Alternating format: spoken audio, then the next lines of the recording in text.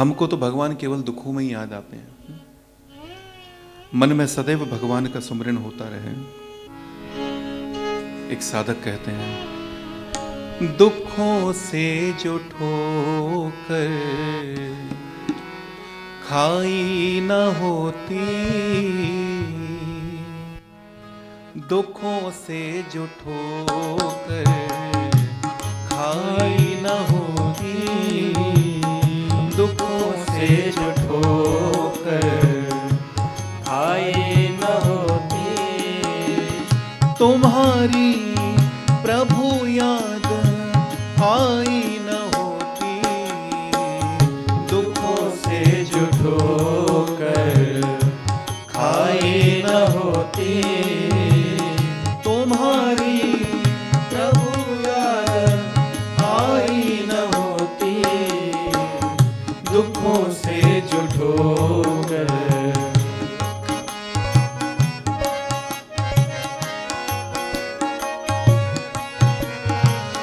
कभी जिंदगी में ये आंखें न खुलती, कभी जिंदगी में आंखें न खुलती, कभी जिंदगी में ये आंखें न खुलती, कभी जिंदगी में आंखें न खुलती, कभी जिंदगी में ये आंखें न खुलती, कभी जिंदगी में आंखें न खुलती, अगर रोशनी तुमसे पाई न होती, दुखों से जो ठोकर आई न होती, दुखों से जो ठोकर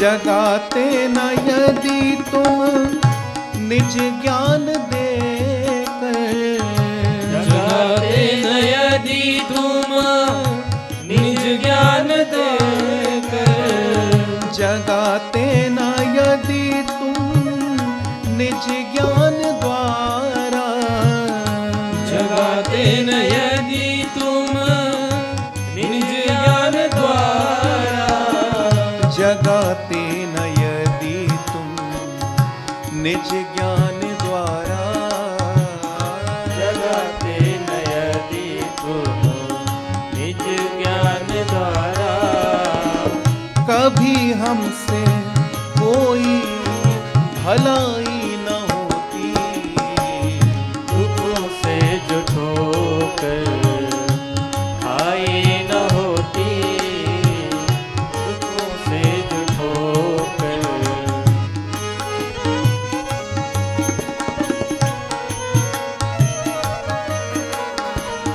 कभी भी हमें चैन मिलता न जग में, कभी भी हमें चैन मिलता न जग में, कभी भी हमें चैन मिलता न जग में, कभी भी हमें चैन मिलता न जग में, कभी भी हमें चैन मिलता न जग में, कभी भी हमें चैन मिलता न जग में, तुम्ही ने जो चिंता मिटाई न होती, दुखों से जो ठोकर खाई न होती, दुखों से जो ठोकर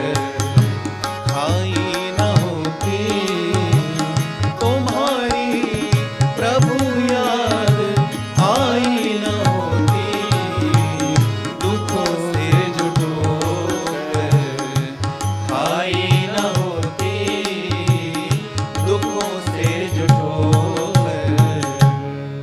तो हमको तो भगवान तब याद आते हैं जब दुख आता है, और ऐसा दुख भी अच्छा है जो दुख भगवान की याद दिला दे वो दुख भी अच्छा है। वाल्मीकि जी से राम जी पूछते हैं कि मुनिवर, मैं कहाँ रहूं, मेरे रहने के लिए कुछ स्थान बताइए। वाल्मीकि जी कहते हैं, भगवान बड़ी विचित्र बात है, बड़ा विचित्र प्रश्न आपने किया है। आप पूछते हो कि मैं कहाँ रहूं और मैं आपसे पूछता हूं कि आप कहाँ नहीं हो। आप जहां नहीं हो वो स्थान आप मुझे बता दो, आप कहाँ नहीं हो। राम जी मुस्कुराने लगे। पूछूं मोहि की रहो कहाँ, मैं पूछन सकुचाऊं, जह न हो तह देहु कही, तुम ही दिखावा उठाओ। राम जी आप मुझे वो जगह दिखला दो कि आप वहां पर नहीं हो, तो मैं आपको रहने के लिए जगह बता दूं। आपने मुझसे पूछा है कि मैं कहां रहूं,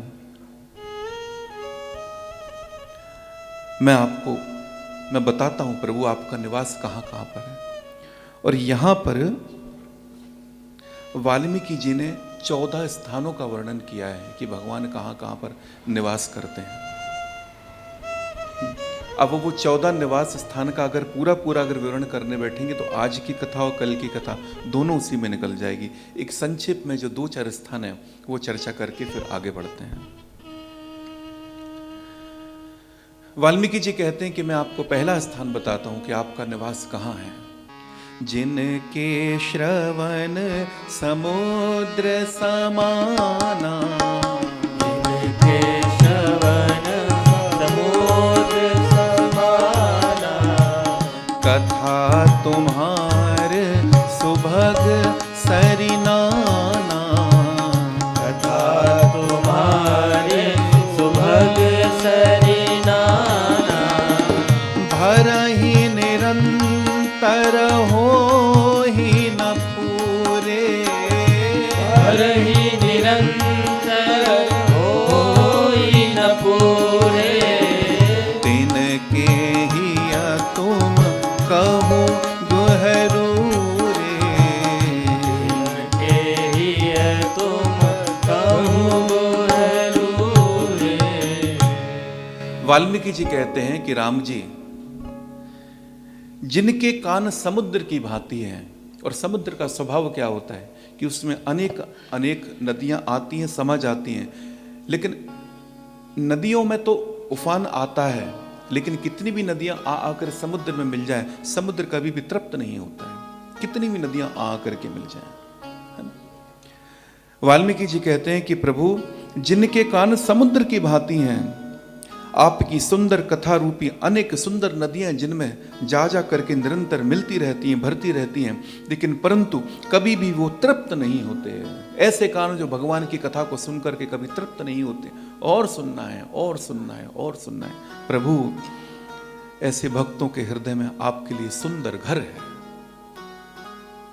तो निश्चित रूप से यहाँ जो सभी बैठे हैं, आपके हृदय में ईश्वर का ही वास है कि आप भगवान की कथा इतने प्रेम से सुनते हैं। तो यहां पर वाल्मीकि जी किसकी बात कर रहे हैं? कानों की बात कर रहे हैं। आगे वाल्मीकि जी कहते हैं, लोचन चातक जिन करी राखे, लोचन चातक जिन करी राखे, राही दरस जल धर अभिलाषे, रहि दरस जल धर अभिलाषे, निदरहि सरित सिंधु सर भारी, निदरहि सरित सिंधु सर भारी, रूप बिंदु जल होहि सुखारी, रूप बिंदु जल होहि सुखारी, तिनके हृदय सदन सुखदायक, तिनके हृदय सदन सुखदायक, बसहु बंधु सिय सह रघुनायक, बसहु बंधु सिय सह रघुनायक। जिन्होंने अपने नेत्रों को चातक बना रखा है, जो आपके दर्शन रूपी मेघ से सदा लालायित रहते हैं, आपके दर्शन रूपी मेघों के लिए, जिनके लिए समस्त प्रकार के ऐश्वर्य प्रभु आपके दर्शन के सामने कुछ भी नहीं है। आपका दर्शन जिसको मिल जाता है वो समस्त प्रकार के ऐश्वर्यों को तिलांजलि दे देता है। प्रभु ऐसे भक्तों के हृदय में तो आप लक्ष्मण जी और सीता जी सहित जाकर के निवास कीजिए प्रभु। तीसरे स्थान की भगवान बात करते हैं। जसु तुम्हारे मानस बिमल हंस निजी जासु, मुक्ताहल गुण गन चुनई राम बसऊं हियतासु।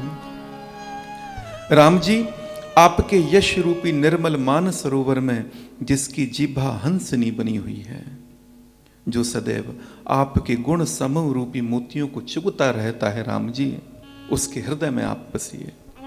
जिसकी जिह्वा निरंतर भगवान का राम नाम लेती रहती है, जो भगवान नाम स्मरण करती रहती है, प्रभु उसके हृदय में आप जाकर के वास कीजिए। अकारण अर्थात बिना कारण के हर क्षण भगवान का नाम सुमरण होता है। जब भी मौका मिले जहां बैठे, जैसे काम जगत के सभी करना है निसंदेह, लेकिन सब कुछ करते हुए भी निरंतर नाम जप अपने भीतर चलता रहे। यहां पर ये संकेत वाल्मीकि जी कर रहे हैं। एक पत्नी ने अपने पति से कहा कि आप तो भगवान का भजन किया करो, जब आपको मौका ले दिन रात भगवान का भजन करो। पति चिढ़ गया, बोले क्या हर वक्त भगवान का भजन करती रहती हो? मुझे काम धंधा भी तो करना है, नौकरी भी तो करना है, बच्चे भी तो पालने, दूसरा कोई काम नहीं है क्या मेरे पास? भजन करते रहो। ये क्या बात हुई? वो पत्नी ने कहा, बोले आप एक बार मेरे गुरुदेव के पास चलिए। पत्नी अपने पति को लेकर गुरुदेव के पास गई, सारी बात गुरुदेव के सामने रखी। गुरुदेव ने कहा, बोले बेटा मैं तेरे को एक शॉर्ट पैकेज देता हूँ, मैं तेरे को ऐसा समय बताता हूँ। बोले हाँ गुरुजी बिल्कुल आपने सही कहा। बोले मेरी पत्नी मानती नहीं, जब देखो तब राम नाम करो, राम नाम भजो, क्या बात है? आप मुझे कोई टाइम टेबल बता दीजिए कि जिस समय भगवान का मैं भजन करूं और बस मेरा सारा काम बन जाए।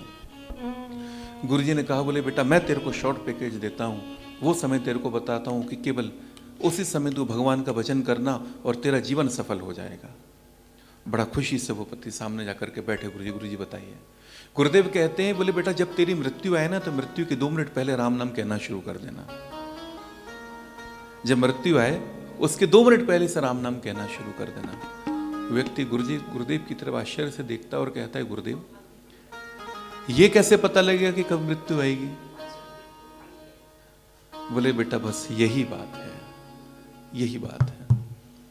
कि इस कलिकाल, ये जो कलिकाल है कुठार लिए खड़ा हुआ है, कब आप पर प्रहार कर देगा किसी को नहीं पता। इसीलिए तेरी पत्नी कहती कि निरंतर भगवान का नाम जपते रहो, सुमरन करते रहो, न जाने कौन सी श्वास आखिरी श्वास हो जाए, न जाने किस गली में जीवन की शाम हो जाए। इसीलिए तुम्हारी पत्नी तुमको बोलती है। गुरुजी को प्रणाम करके वो वहां से चला गया।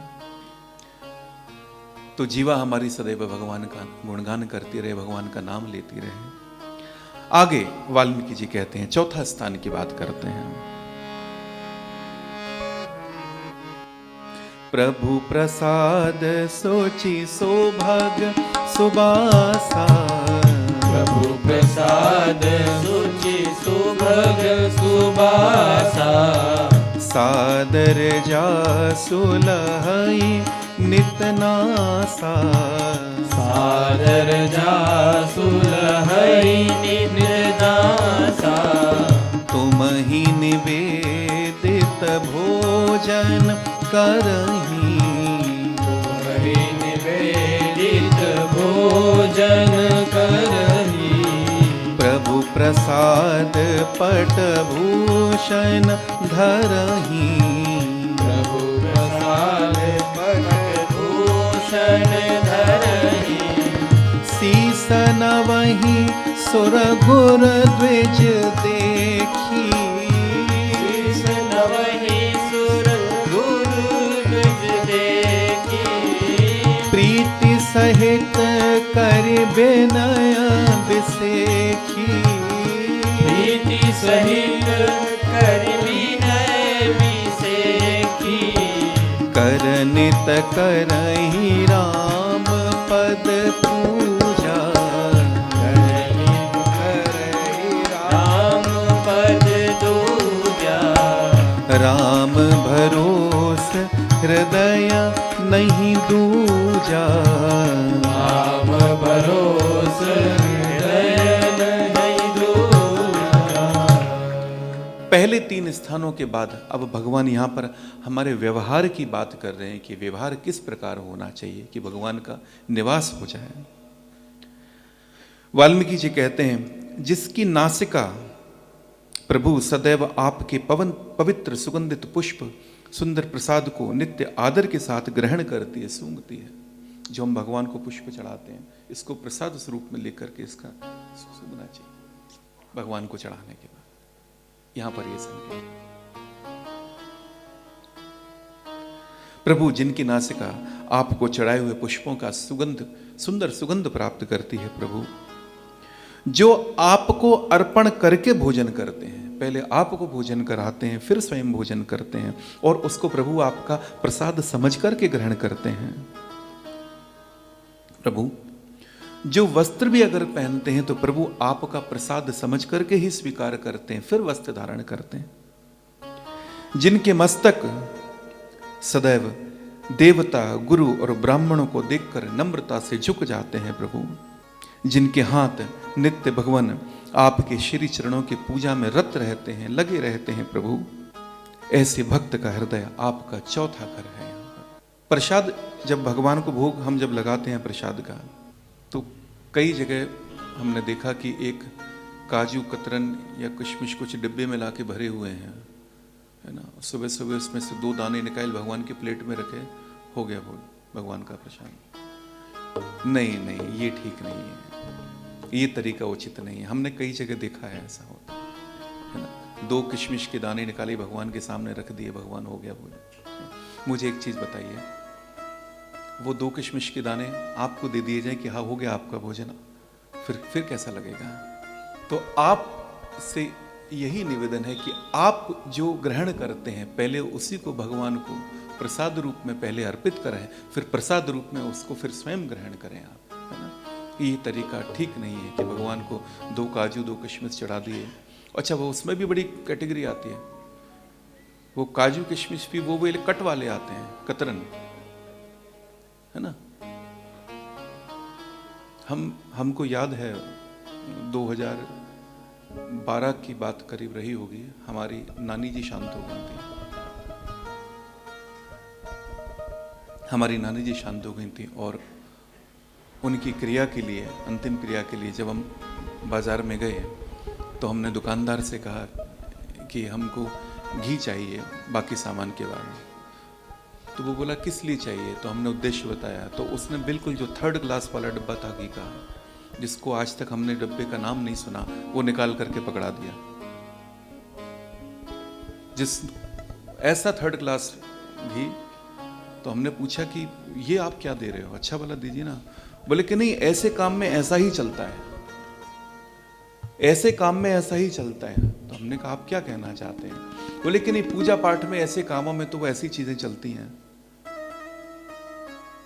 है? पूजा के लिए सुपारी आप लेने के लिए जाओ तो जब सबसे 3rd क्लास जो इसमें घुन लग रहा होगा वो निकाल के आपको 4 पकड़ा देगा।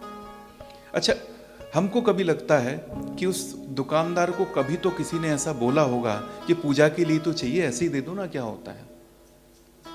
कभी तो किसी ने बोला होगा, तब तो आज उसके व्यवहार में ये चीज आई है। लेकिन नहीं, जो व्यवहार आपको स्वयं अपने लिए पसंद नहीं है वो ईश्वर के साथ कैसे कर सकते हैं? जो घर में प्रसाद जो आप पाते हो वही उसी का भोग लगाओ और उसी को प्रसाद रूप में आप स्वयं पाओ। अच्छा, अपने लिए तो 3 टाइम भोजन, सुबह का ब्रेकफास्ट का मेन्यू की इडली सांभर बनना चाहिए, ब्रेड पकौड़ा बनना चाहिए, दोपहर में छोला भटूरा, शाम को बटर पनीर, तो 3 टाइम भोजन अपने लिए। और भगवान के लिए कब? सुबह जब अगरबत्ती लगाओगे तभी 2 दाने किशमिश के रख दे, बोले जाओ भगवान दिन भर की छुट्टी है। फिर कहते हैं भगवान हम तुमको प्राणों से प्यार करते हैं, प्राणों से भी तुम ज्यादा प्रिय हैं तुम। आज आज हम लोगों की ये स्थिति हो गई है कि प्रेम को तो ऐसा बना दिया है कि जो भी मिलता है कि तुम तो हमको प्राणों से प्यारे हो, तुम तो हमको प्राणों से प्यारे हो। वो तो भगवान की कृपा है कि ये सुन करके प्राण नाराज नहीं होते हैं, नहीं तो कहें कि बोले ये सब तुमको प्यारे हैं, हम तो चले, इन्हीं को रखो तुम। भगवान की कृपा है ये। तो आप जो व्यवहार स्वयं के लिए करते हैं वही भगवान को भी वही अर्पित करो। हरियाणा की एक सत्य घटना है। एक पुजारी जी का नियम था कि वो मंदिर में जब ठाकुर जी को भोग लगाते थे तो गरम गरम जब उनका प्रसाद जाता था तो वहाँ बैठ कर के पंखा करते थे। पहले उसको ठंडा करते थे, फिर भगवान को अर्पित करते थे।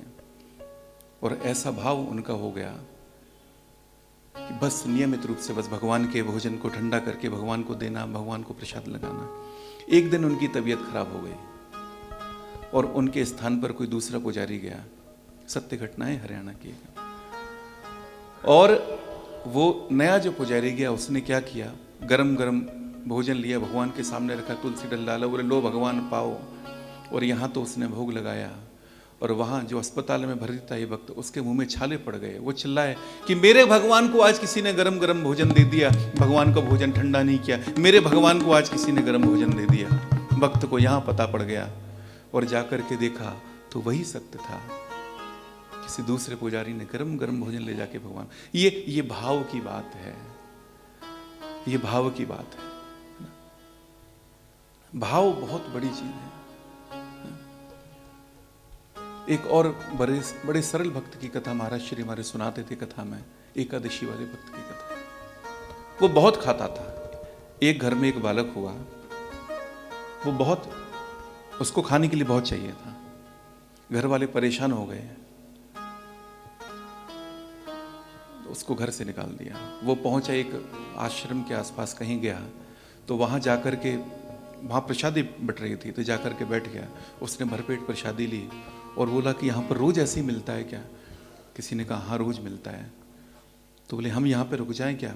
बोले गुरु महाराज से जाके मिल लो, है ना, फिर गुरु महाराज आज्ञा देंगे तो आप रुक जाना। वो वक्त गुरु महाराज के पास गया, बोले महाराज हम यहीं रुक जाएं? महाराज जी बोले कि ठीक है रुक जाओ, ये तो आश्रम है, भगवान का घर है, रुको, सेवा करो, खाओ पियो। बोले खाने को भोजन जैसा आज मिला वैसे ही मिलेगा? बोले हाँ बिल्कुल ऐसे ही मिलेगा। तो वो एक पंगत अगर उठ जाए तो एक में तो पेट ही नहीं भरता था। 1 2 3 4 पंगत जब तक नहीं उठ जाए तब तक वो उठता नहीं था। घर से निकाल दिया उसको। तो गुरुदेव ने कहा कि नहीं, जो है आप यहीं रुक जाओ और यहीं भोजन प्रसादी आप ग्रहण करो। है? वो वहीं रुक गया, रोज बढ़िया मस्त रहने लगा, प्रसन्न रहने लगा। सरल भक्त था, जीवन में सरल हो जाना कठिन है, वो सरल भक्त था। हृदय इतना सरल था कि अब आगे वो भक्त क्या करता है वो सुनिए। तो वो नियमित रूप से बस गुरुदेव जो कहें आश्रम का काम करने को वो करे और सुबह दोपहर टाइम जो भी भगवान का प्रसादी मिले वो भरपेट खाए और मस्ती से रहे। एक दिन की बात है, एक दिन की बात है। आश्रम में थी एकादशी, भोजन कुछ बना नहीं है। अब ये यहाँ घूमे वहाँ घूमे, यहाँ घूमे वहाँ घूमे, इसको चैन नहीं पड़े। बोला गुरुजी के पास गया, बोले गुरुजी आज भोजन नहीं मिलेंगे क्या? गुरुजी बोले बेटा आज तो एकादशी है, व्रत है सभी के। बोले गुरुजी आपकी तो एकादशी, अगर भोजन हमें नहीं मिले तो हमारी तो त्रयोदशी हो जाएगी। गुरुजी हम भोजन के बिना नहीं रह सकते, भोजन तो हमको चाहिए, भोजन चाहिए, भोजन के बिना नहीं। गुरुजी ने देखा कि अच्छा ठीक है एक काम कर। बोले चावल नहीं मिलेंगे? बोले गुरुजी ठीक है। बोले रसोड़े से आटा सीरा ले ले, है ना, और कहीं दूर जा करके पेड़ के नीचे बनाना, पहले भगवान को भोग लगाना। हाँ भगवान को भोग लगाए बगैर मत खाना, ध्यान रखना। बोले जी गुरुजी, जी जी बैठ। वो आटा सीरा लेकर के गया और एक आदमी के हिसाब से उसको दे दिया गया। वो ज़्यादा खाता था, गुरुजी ने कहा बोले इसको ज़्यादा देना, कम से कम 2 आदमी का इसको देना। वो लेकर के गया, जंगल में गया और एक पेड़ के नीचे जा करके जो है भोजन बनाया उसने। भोजन बन गया, उसको बात याद आई गुरुजी की कि पहले भगवान को भोग लगाना है। अब भोग लगाने बैठा, अब उसको थोड़ी मालूम था कि भोग कैसे लगाया जाता है। वो तो सच में ये सोच रहा था कि सच में भगवान आएंगे, भोग लगाएंगे तब मुझे खाने को मिलेगा। ना सरलता देखो आप। वो भोजन बनाया उसने और भोजन बना के प्रार्थना करने लगा। मेरे राम आइए, मेरे राम आइए, मेरे भोजन का भोग लगाइए। मेरे राम आइए, मेरे राम आइए, मेरे भोजन का भोग लगाइए। मेरे राम आइए, मेरे राम आइए, मेरे भोजन का भोग लगाइए। मेरे राम आइए, मेरे राम आइए, मेरे भोजन का भोग लगाइए। बस मेरे राम आइए, मेरे राम आइए, भोजन का भोग लगाइए। बार बार धीरे से आंख खोल करके देखे आए कि नहीं आए। अभी नहीं आए तो फिर गाने लगे। बहुत देर होगी गाते गाते गाते गाते, फिर खींच करके बोले भगवान पाना है तो पालो। आज झूठी उम्मीद में मत रहना कि वहां आपको आश्रम में मंदिर में कुछ मिलेगा। एकादशी है, भूखे बैठे रहोगे दिन भर।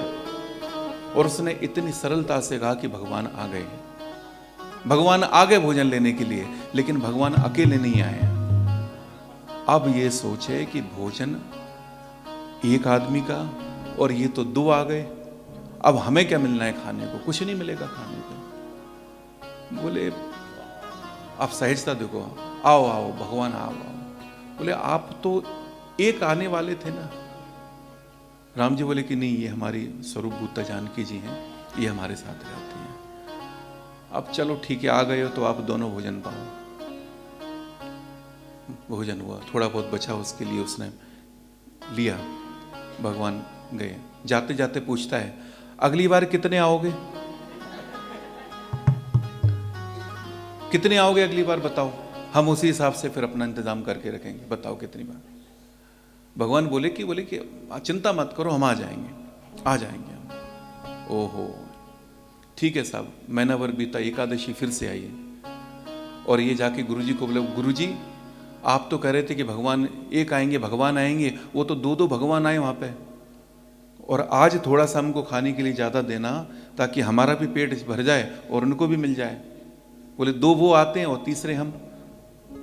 तो गुरुजी ने कहा कि चलो ठीक है, भोला भक्त है, इसको थोड़ा सा एक दो आदमी का और ज्यादा दे दो। उसको और थोड़ा सा बढ़ा करके दे दिया गया। ठीक है, अब ये पहुंचा, इसने भोजन प्रसादी बनाई वहां जा करके और शुरू किया अपना वापस से।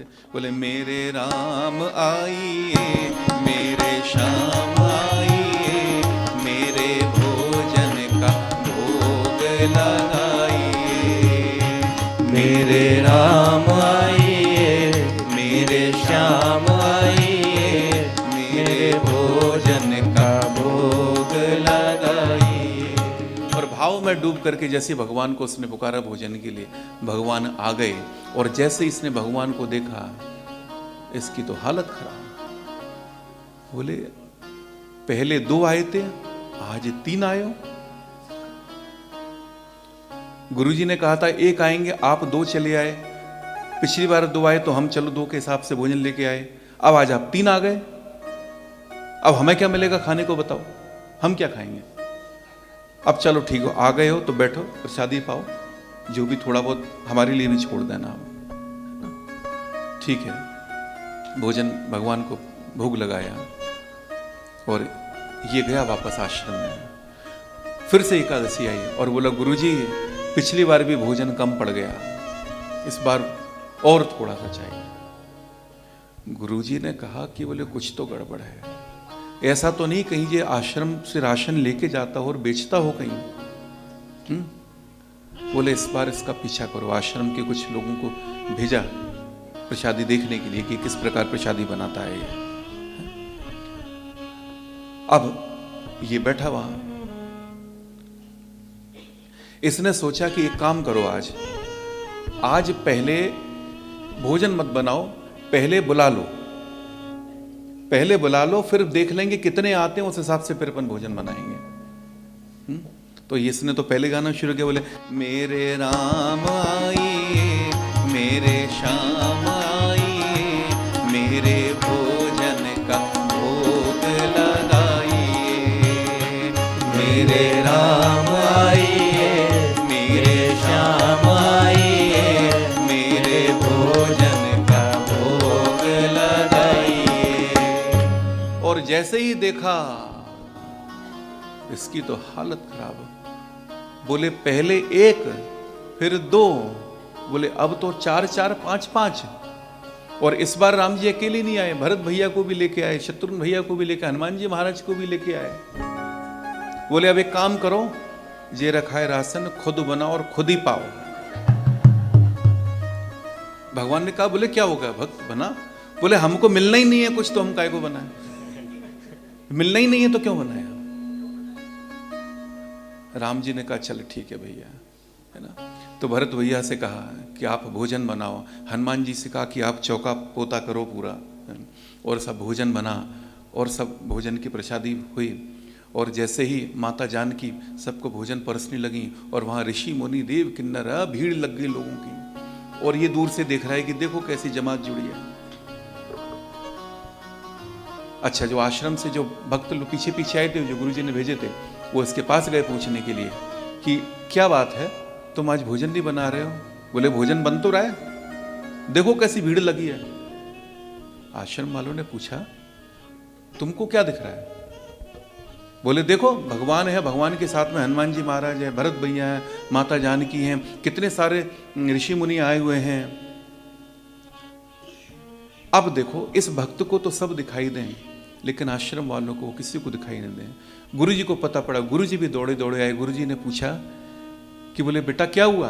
बोले आज भोजन नहीं बनाया तूने? बोले भोजन बन तो रहा है, देखो मैया प्रसाद दे रही है सबको। बोले तू नहीं पाए? बोले हमको मिलना ही नहीं है कुछ। गुरुजी ने सोचा कि कुछ तो बात है, तो गुरुजी ने पूछा कि तुमको क्या दिख रहे हैं? बोले हमको राम जी दिख रहे हैं कि राम जी और मैया जानकी सबको भोजन करा रही हैं। गुरुजी बोले हमको नहीं दिख रहे हैं। अब भक्त का भोलापन देखो। बोले गुरुजी मैं एक काम करता हूं, फिर मैं भगवान से जाके पूछ के आता हूं कि मुझे क्यों दिखाई दे रहे हैं, आपको क्यों दिखाई नहीं दे रहे हैं। वो गया भगवान के पास और भगवान से पूछा कि आप मुझे तो दिखाई दे रहे हो, मेरे गुरुजी को दिखाई नहीं दे रहे हो, और मेरे गुरुजी तो कितने बड़े भक्त हैं आपके। भगवान ने कहा बेटा यद्यपि तेरे गुरुजी इतने बड़े भक्त हैं, लेकिन जो चीज तेरे अंदर है वो अभी उनके अंदर नहीं है। बोले बेटा तेरे अंदर सरलता है और तेरे गुरुजी में अभी सरलता की कमी है, इसीलिए बेटा मैं तुझे तो दिखाई दूंगा और तेरे गुरुजी को अभी दिखाई नहीं दूंगा। और ये बात सुन करके गुरुजी का हृदय द्रवित हो गया। गुरुजी की आंखों से अश्रुधारा बहने लगी। भक्त ने निवेदन किया कि गुरुजी आप गुरुजी को भी दर्शन दो ना। और सच्चा भक्त जब विनती करे तो भगवान कैसे मना कर दें। गुरुजी को भी दर्शन मिला, भक्त को भी दर्शन मिला।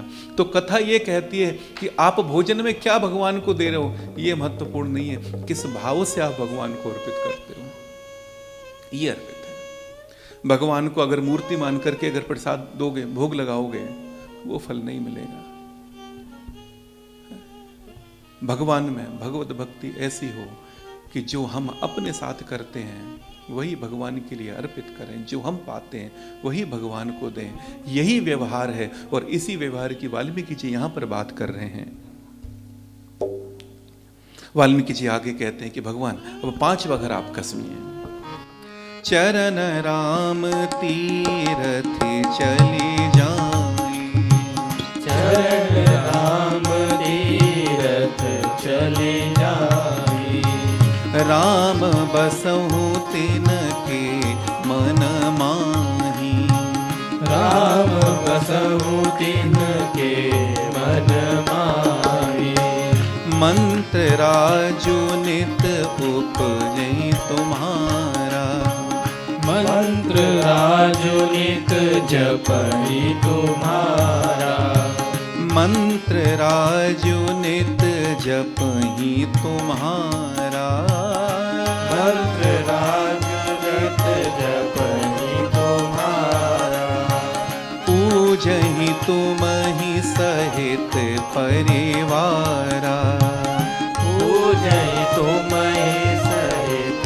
परिवारा, तर्पण होम करहि विधि नाना, तर्पण होम करहि विधि नाना, विप्र जेवाई देहि बहुदाना, विप्र जेवाई देहि बहुदाना, तुम ते अधिक गुरहि जिया जानी। तुम बे अधिक गुरहि जिया जानी। सकल भाय से वही सनमानी। सकल भाय से वही सनमानी। सब करि मांगहि एक फलो, राम चरण रति हो। तिनके मन मंदिर बसहु, सिय रघुनंदन दो। राम जी जिनके चरण आपके तीर्थों में जाते हैं, चल करके जाते हैं राम जी, आप उनके मन में निवास कीजिए। जो नित्य आपके राम नाम मंत्र का उच्चारण करते हैं, जप करते हैं, और जो परिवार सहित राम जी आपकी पूजा करते हैं, जो अनेक प्रकार से तर्पण होम हवन करके ब्राह्मणों को भोजन कराते हैं, दान देते हैं, तथा गुरु को हृदय में आपसे भी अधिक मानते हैं राम जी, जो सर्व भाव में सम्मान करके सेवा करते हैं, और ये सब करके भी मात्र यही फल मांगते हैं कि राम जी आपके चरणों में हमारी प्रीति बनी रहे। राम जी उन लोगों के मन रूपी मंदिरों में सीता जी और रघुकुल जी आनंद करने वाले आप दोनों निवास कीजिए, वहां बसिए आप। अच्छा, अभी तक जो स्थान बताए हैं 14 में से, ये ऐसे हैं कि हम आप कर सकते हैं, हमारे लिए सहज हैं, आसानी से कर सकते हैं। अब जो छठवां स्थान वाल्मीकि जी बताने वाले हैं और आगे के जो स्थान है, वो हम आपके लिए कर पाना थोड़ा सा मुश्किल है, कठिन है। क्यों कठिन है, अब आप खुद ही सुनिए फिर बताइए। काम कोह मद मान ना मोहा। काम कोह मद मान न मोहा। लोभ न क्षोभ न राग न द्रोहा। लोभ न क्षोभ न राग न द्रोहा। जिनके कपट दंभ नहीं माया। जिनके कपट दंभ नहीं माया। तिनके हृदय बसहु रघुराया। तिनके हृदय बसहु रघुराया। वाल्मीकि जी कहते हैं, जिनके ना तो काम है, ना क्रोध है, ना मद है, ना अभिमान है, ना मोह है, ना लोभ है, ना शोभ है, ना राग है, ना द्वेष है, ना कपट है, ना दंभ है, ना माया ही है। प्रभु उनके हृदय में आप निवास कीजिए। अब आप बताओ, इस कलयुग में ऐसे महानुभाव कहाँ देखने को मिलेंगे? बताइए, किसके अंदर कौन इस संपूर्ण इन दोषों से मुक्त कौन होगा इस कलयुग में? और मुक्त हुआ भी है तो भगवान की कृपा से हुआ है, हमारे आप जैसे लोगों के लिए बड़ा कठिन है। तो ये हम सबकी यही स्थिति है भगवान, कि इस कलिकाल में अगर हम पार उतरेंगे तो प्रभु अपने बल पर नहीं, आपकी कृपा से उतरेंगे, तभी संभव है, अन्यथा संभव नहीं है।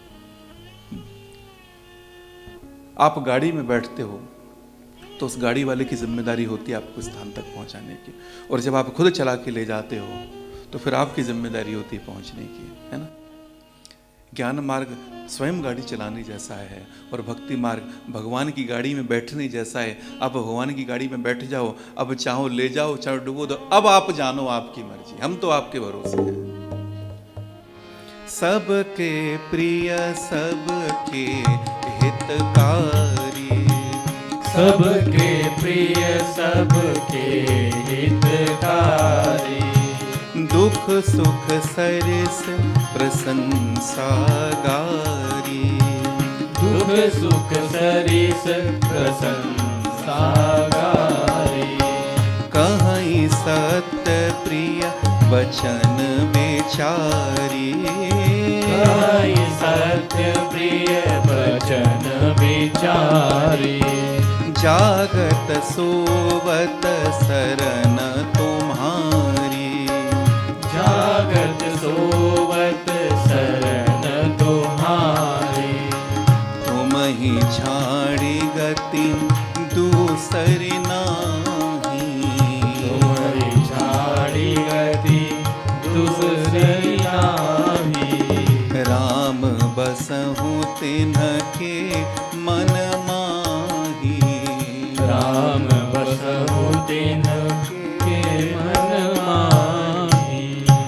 वाल्मीकि जी कहते हैं, राम जी जो सबके प्रिय हैं, सबका हित करने वाले हैं, जिन्हें दुख और सुख तथा प्रशंसा बढ़ाई निंदा सब समान रूप से भासती है, जो विचार कर सत्य और प्रिय वचन ही सदैव बोलते हैं, तथा जो जागते सोते राम जी आप ही की शरण में रहते हैं, और आपको छोड़कर राम जी जिनके दूसरे कोई गति आश्रय है ही नहीं। राम जी आप ऐसे भक्तों के मन में सदा वास कीजिए, सदा रहिए।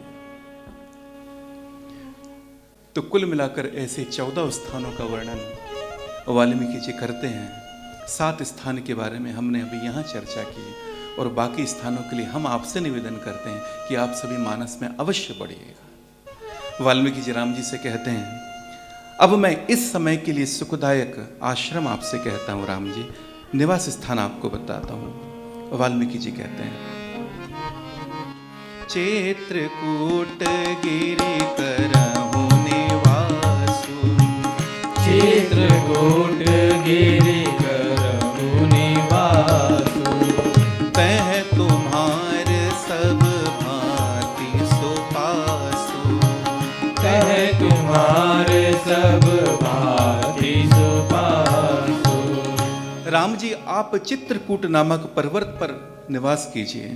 सब प्रकार की सुविधाएं वहाँ उपलब्ध हैं। सुहावना पर्वत है, सुंदर वन है, वहाँ सिंह, हाथी, हिरन, पक्षियाँ विहार करते हैं राम जी। वहाँ गंगा जी की पवित्र धारा है मंदाकिनी, और अत्रि आदि श्रेष्ठ मुनियों का निवास है वहाँ पर, जो जप योग तप में सदैव लगे रहते हैं। राम जी आप वहाँ जाकर के निवास कीजिए, जाइए राम जी, सबका परिश्रम सफल कीजिए, और श्रेष्ठ चित्रकूट पर्वत को भी गौरव प्रदान कीजिए। राम जी भगवान चित्रकूट में आए, और भगवान को जो चित्रकूट है बड़ा अत्यंत प्रिय लगा। भगवान का मन वहाँ पर रम गया, और राम का मन जहाँ पर रम गया हो उस जगह की रम्यता क्या रही होगी, आप दर्शन कीजिए। राम जी चित्रकूट में निवास करने लगे।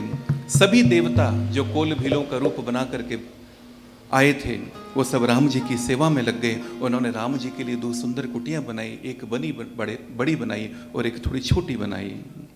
लक्ष्मण जी और जानकी जी सहित प्रभु सुंदर घास पत्तों के सुंदर भवन में निवास करने लगे, और इस प्रकार सुशोभित होते हैं राम जी, मानो आज कामदेव स्वयं मुनि का वेश बना करके अपनी पतिरति के साथ वहां पर निवास कर रहे हैं। ऐसे शोभायमान हो रहे हैं मेरे राम जी। आज चित्रकूट में ऋषि मुनियों का निवास है। समस्त ऋषि मुनि राम जी के दर्शन करने के लिए आए, मिलने के लिए आए।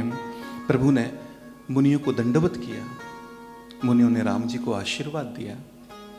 चित्रकूट के जो कोल भील हैं वो सभी राम जी से मिलने के लिए आए, और उनका जो मुखिया था वो राम जी से कहता है, राम जी ये स्थान आपके लिए उत्तम है, आप यहाँ निवास कीजिए, आपके लिए उत्तम स्थान है।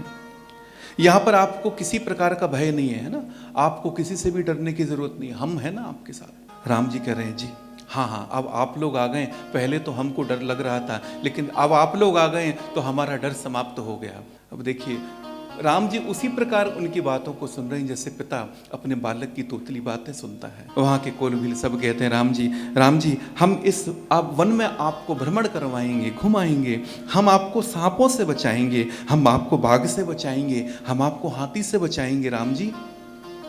राम जी बोले, अब तक बहुत डर लग रहा था, लेकिन अब आप लोग आ गए हैं तो अब हमको भी धैर्य मिल गया है, अब हम निश्चिंत हो गए हैं, हमारा भी भय समाप्त हो गया है। कोल भील कहते कि राम जी आप हमको भी अपना परिवार मान लीजिएगा, आज से हम ही आपके परिवार वाले हैं। सभी कोल भील भगवान को प्रेम पूर्वक ये शब्द कह रहे हैं, और राम जी प्रेम के वशीभूत होकर बड़े स्नेह के साथ मुग्ध होकर के उनके वचनों को सुन रहे हैं। राम जी बड़े ध्यान से इन कोल भीलों की बात सुन रहे हैं, क्योंकि शिव जी ने कहा है, राम ही केवल प्रेम प्यारा, राम ही केवल प्रेम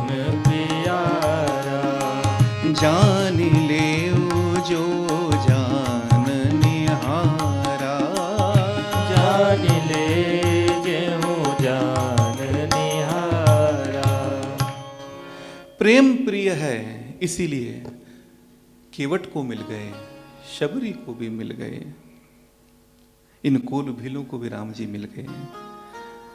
साधक कहता है वो ना अंदर है, ना बाहर है, ना विरक्ति में है, ना विलास में है, ना आम में है, ना खास में है। यदि प्रेम है तो प्रभु पास में है, यदि प्रेम है तो प्रभु पास में है। तो प्रेम हमारा सदैव भगवान के लिए बना रहे, और प्रेम तभी बढ़ेगा जब हम भगवान से मांगना बंद कर देंगे। सच्चा प्रेम मांगता नहीं है। कल केवट की कथा में हमने आपने श्रवण किया था, सच्चा प्रेम वही है। अब गोस्वामी जी कथा को वापस अयोध्या की ओर ले जाते हैं। लक्ष्मण जी और जानकी जी के साथ प्रभु वहां सुखपूर्वक निवास कर रहे हैं, और यहां निषाद राज को वापस श्रृंगवेरपुर पहुंचे हैं। सुमंत जी गंगा के किनारे एक वृक्ष से घोड़ों को बांध करके बैठे हुए हैं, विलाप कर रहे हैं। बोले, हे राम, हे लक्ष्मण, हे जानकी। रथ के जो घोड़े हैं वो भी आज बड़े दुखी हैं, वो भी आंखों से अश्रुधारा बह रही है। नहीं तृण चरहि न पियहि जलु, मीचहि मोचहि लोचन बारे, व्याकुल भय निषाद सब रघुवर बाजी निहारे।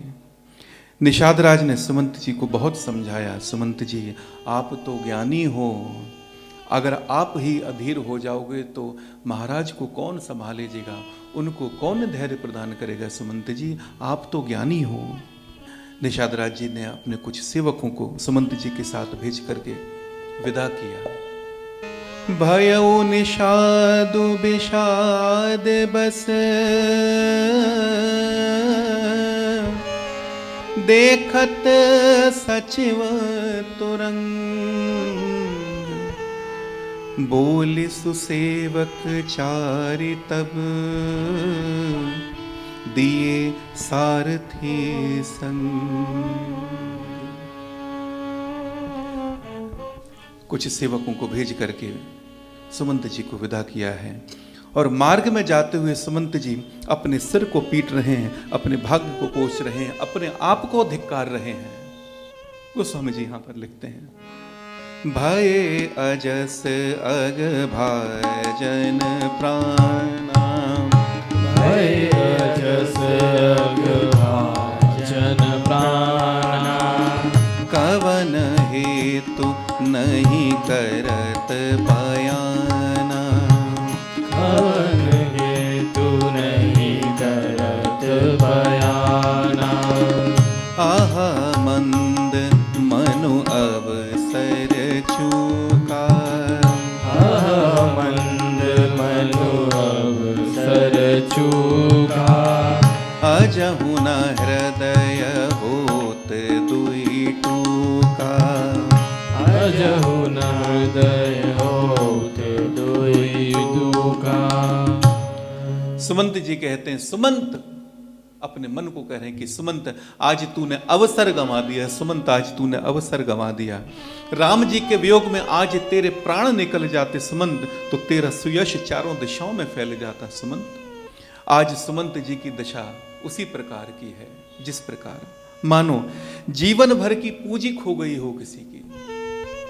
जीवन भर परिश्रम करके जो पूंजी कमाई थी, आज एक ही बार में वो सारी पूंजी किसी की खो गई हो। आज सुमंत जी की ऐसी दशा है। आज सुमंत जी की ऐसी दशा है मानो किसी चरित्रवान स्त्री को उसके पति ने उसका त्याग कर दिया हो।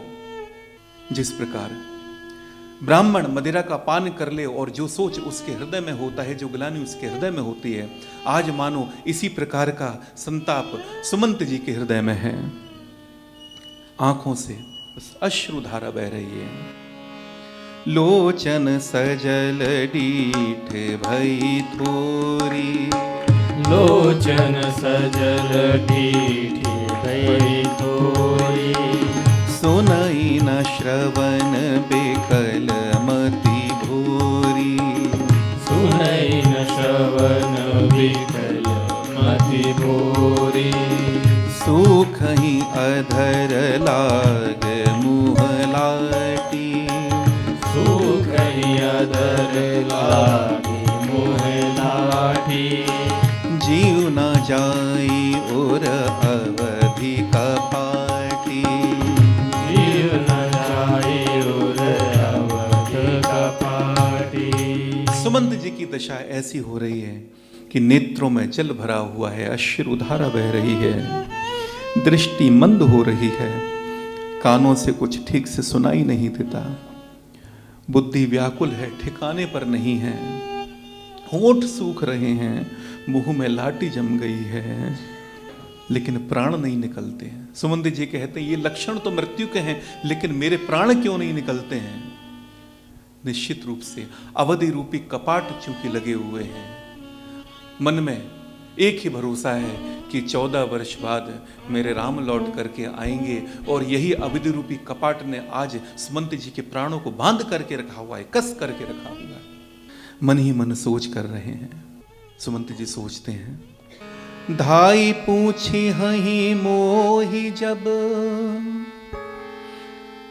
बिकल नगर नर नारी, उतरु देव में सब ही तब, हृदय बज्रु बैठारी। पूछी हही दीन दुखित सब माता, कहब कहा मैं तिनहि विधाता। सुमंत जी सोच रहे हैं कि कहीं तो शायद नहीं आएगी, लेकिन राम जी की मात्रा कौशल्या जी जब दौड़ी दौड़ी उसी प्रकार आएंगी जिस प्रकार एक गाय अपने बछड़े को देख करके आती है। और जब पूछेंगे कि राम कहाँ है, क्यों नहीं आए, कहाँ है, तो मैं क्या उत्तर दूंगा? मैं क्या उत्तर दूंगा? मैं क्या यही बोलूंगा कि राम जी, सीता जी, लक्ष्मण जी वन को चले गए, वापस नहीं आए? अनेक प्रकार से मन ही मन विलाप कर रहे हैं सुमंत जी। सुमंत जी तमसा नदी के तट पर पहुंचे। निषाद राज के जो सेवक थे, उन सेवकों को सुमंत जी ने वहां से विदा किया और रात्रि में अयोध्या की ओर प्रस्थान करने का निश्चय किया कि रात्रि में जाऊंगा, दिन में नहीं जाऊंगा। रात्रि में पहुंचे अयोध्या और सीधे माता कौशल्या जी के कक्ष में पहुंचे और जाकर के देखते हैं कि महाराज भूमि पर पड़े हुए हैं, विलाप कर रहे हैं, विकल हैं, बेहाल हैं। आज मानो महाराज उसी प्रकार दिखाई दे रहे हैं जिस प्रकार मानो एक चंद्रमा तेजहीन हो गया हो। उनके चेहरे पर कोई तेज दिखाई नहीं दे रहा, निस्तेज हो गए महाराज। सुमंत जी ने प्रणाम करके कहा, जय जीव। थोड़ी देर के लिए सुमंत जी की वाणी ने महाराज में मानो प्राण फूंक दे हुए हो। महाराज उठ के बैठ गए, महाराज की मूर्छा चली गई। महाराज उठ के बैठे और सुमंत जी से पूछते हैं, भूप सुमंत्र लुईन और लाई, भूत सुमंत्र और लागे, बूढ़त कछु आधार जनु पाई, बूढ़त कछु आधार जनु पाई, सहित स्नेह निकट बैठारी, सहित स्नेह निकट बैठारी, पूछत राउ नयन भरी बारी। पूछत राउ सुमंत जी को हृदय से लगा करके पूछने लगे, क्या पूछते हैं?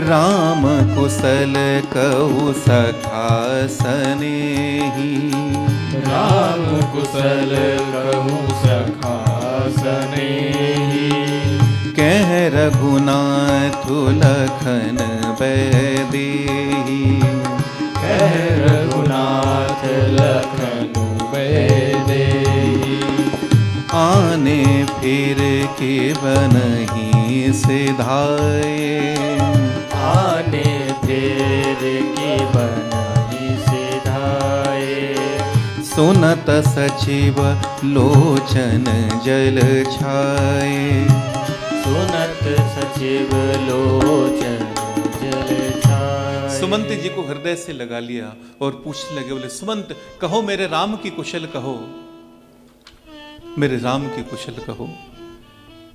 कहां है मेरे राम, कहां है मेरे लक्ष्मण, कहां है मेरे जानकी? तुम्हारे साथ आए या वन को चले गए? कहां हैं बताओ। सुमंत्र जी मौन है महाराज की दशा देख करके। महाराज कहते हैं सुमंत मौन मत रहो, नहीं तो मेरा प्राण निकल जाएगा। सुमंत बताओ क्या है, क्या हुआ सुमंत, बोलो। और यदि तुम राम को लेकर नहीं आए हो तो मुझे राम के पास ले चलो सुमंत, मुझे राम के पास ले चलो। सुमंत जी ने बहुत प्रकार से समझाया, महाराज आप तो ज्ञानी हो, धर्म के ज्ञाता हो महाराज, राम को आपसे बेहतर, आपसे अच्छा कौन जानता है महाराज, आप तो ज्ञानी हो। महाराज मैंने बहुत कहा लेकिन राम नहीं लौटे, नहीं लौटे। मैंने बहुत निवेदन किया लेकिन महाराज राम जी ने कुछ निवेदन किया है। सुमंत दशरथ जी बोले बताओ सुमंत बताओ क्या हुआ। तुम्हारे अनुग्रह तात कानन जाति सब सुख पाई हो। आपके चरणों में निवेदन करके कहा है कि मैं आपके अनुग्रह से वन में समस्त प्रकार के सुख पाऊंगा। राम सुमंत जी आप पिताजी को कहिएगा, प्रतिपाली आयसु कुशल देखन पाए पुनि फिर आवहूं। आज्ञा का पालन करके मैं पुनः आऊंगा और आपके चरणों का मैं दर्शन करूंगा। जननी सकल परितोषी परि परि पाए कर बिनती घनी तुलसी करहूं सोई जतनु जेहि कुशली रही कौशल धनी। सब माताओं के पैर पड़कर उनका समाधान करके उनको विनती करके तुलसीदास जी कहते हैं तुम वही प्रयत्न करना जिसमें कौशलपति पिताजी सुख पावें, कुशल पावें। उन्होंने मुझसे ऐसा कहा है। राम सुमंत जी दशरथ जी को बताते हैं और यह सुनकर मानो आज दशरथ जी के प्राण कंठ में आ गए, शरीर स्थिर हो गया, शिथिल हो गया शरीर। यह देखकर कौशल्या माँ ने कहा, बोले महाराज आप धैर्य धारण करें, अगर आप धैर्य का त्याग कर दोगे इस अयोध्या का क्या होगा। महाराज आप धैर्य धारण करो। महाराज ने कहा आज मुझे उन बूढ़े माँ बाप का श्राप याद आ रहा है। किस प्रकार मेरे बाण से उन बूढ़े माँ बाप का पुत्र उनसे छिन गया था, मुझे वो श्राप याद आ रहा है। हे राम, हे लक्ष्मण, हे जानकी, तुमको देखे बगैर मैं बहुत जी लिया। अभी राम जी को गए हुए कुल 6 दिन हुए थे और दशरथ जी कह रहे हैं कि तुमको देखे बगैर मैं बहुत जी लिया। एक दिन के लिए एक बार राम कहकर, अर्थात 6 बार राम बोल करके आज दशरथ जी ने अपने प्राणों का त्याग कर दिया। राम राम कहीं, राम कहीं, राम राम कहीं राम, तनु परिहरि रघुबर बिरह, राव गयऊ सुरधाम। एक दिन के लिए एक बार अर्थात 6 बार राम राम राम राम राम राम और कह करके दशरथ जी ने अपने प्राणों का त्याग कर दिया।